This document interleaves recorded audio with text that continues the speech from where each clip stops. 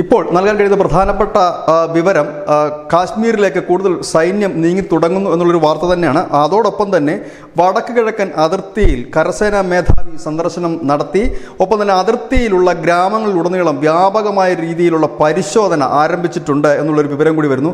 ശക്തമായ ഒരു തിരിച്ചടിക്ക് ഇന്ത്യ ഒരുങ്ങുന്നു എന്നുള്ള വിവരം കഴിഞ്ഞ കുറേ ദിവസങ്ങളായി ദേശീയ മാധ്യമങ്ങളടക്കം വാർത്ത നൽകുന്നുണ്ട്. അതിൻ്റെ അടിസ്ഥാനത്തിൽ കൂടിയാണ് ഇപ്പോൾ ഈ നടക്കുന്ന ഒരു പ്രക്രിയയെ നമ്മൾ നോക്കിക്കാണുന്നത്.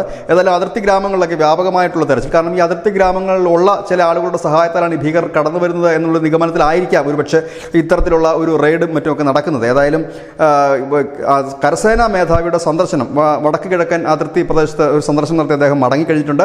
ഒപ്പം തന്നെ ലഫ്റ്റനന്റ് ഗവർണർ, ജമ്മു കാശ്മീരിൻ്റെ ഭരണം ഇപ്പോൾ നിയന്ത്രിക്കുന്നത് ലഫ്റ്റനന്റ് ഗവർണറാണ്. ഈ ലഫ്റ്റനന്റ് ഗവർണർക്ക് കൂടുതൽ അധികാരം ഇപ്പോൾ കേന്ദ്രം നൽകിയിട്ടുണ്ട്. നമുക്കറിയാം, ശക്തമായ ഒരു പ്രതിരോധമൊക്കെ സേന തീർക്കുന്ന അവസരത്തിൽ സിവിലിയന്മാരുടെ, സാധാരണ ആളുകളുടെയൊക്കെ കാര്യങ്ങൾക്ക് കൂടുതൽ കാര്യക്ഷമതയോട് നോക്കുന്നത് സംസ്ഥാന ഭരണകൂടമാണ്, ഇല്ലെങ്കിൽ അതിന് തത്തുല്യമായിട്ടുള്ള ഗവർണർ, ലഫ്റ്റനന്റ് ഗവർണറാണ്.